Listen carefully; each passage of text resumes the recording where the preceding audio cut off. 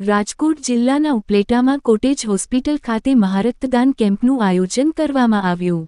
હાલમાં યુદ્ધની પરિસ્થિતિ હોય, કોઈપણ જાતની મોટા પ્રમાણમાં જાનહાનિ અથવા માનવ ઈજાઓ થાય એવી પરિસ્થિતિ ઉદ્ભવી શકે તેમ હોય, મોટા પ્રમાણમાં બ્લડની જરૂરિયાત ઊભી થઈ શકે છે। તેના અનુસંધાને સરકારની આ પહેલને વધાવવા ઉપલેટાની કોટેજ હોસ્પિટલ ખાતે આજે મહારક્તદાન કેમ્પ યોજાયેલ। આથી ઉપલેટા તાલુકાના આજુબાજુમાં વસતા તમામ લોકો સવારના 10મી સાંજના 5 વાગ્યા સુધી યોજવામાં આવેલ છે। હાલની સ્થિતિને ધ્યાનમાં લઈ કટોકટીના સમયમાં બ્લડની જરૂરિયાત પૂરી કરી શકાય તે માટે કોટેજ હોસ્પિટલ અને PDU હોસ્પિટલ રાજકોટ તેમજ તાલુકા હેલ્થ ઓફિસ ઉપલેટાના સહયોગથી બ્લડ ડોનેશન કેમ્પનું આયોજન કરવામાં આવેલ।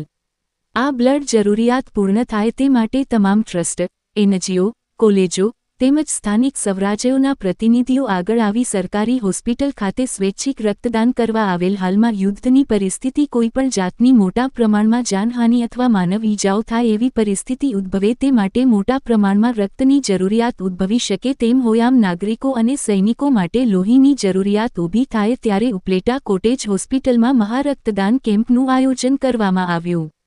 અહેવાલ સરફરાજ કોડી। ગત તારીખ 10 ના રોજ કોટેજ હોસ્પિટલ ઉપલેટા ખાતે બ્લડ ડોનેશન કેમ્પનું આયોજન કરવામાં આવેલું। તેમાં બોર્ડર ઉપરથી અત્યારની પરિસ્થિતિ જોતા કોઈ જાતની કેઝ્યુલિટી ઊભી થાય અને સૈનિકોને કોઈ જાતની કેઝ્યુલિટીની અંદર ઇન્જરી થાય અને બ્લડની જરૂર પડે તો બ્લડ ડોનેટ કરી શકાય એ ઉદ્દેશથી સરકારશ્રી દ્વારા તેનું આયોજન કરવામાં આવેલું। અને આ બ્લડ ડોનેશન કેમ્પની અંદર ઉપલેટાના આગેવાનો, મામલતદાર સાહેબશ્રી અને કોટેજ હોસ્પિટલ ઉપલેટાનો સ્ટાફ તથા નાથાણી બ્લડ બેંકના સહયોગથી ટોટલ 123 જેટલું બ્લડ એકઠું થયેલું છે અને ઉપલેટાના ભાઈઓ, બહેનો અને બધાએ ભાગ લઈને બ્લડ ડોનેશન કેમ્પને સાર્થક પુરવાર કરેલો છે।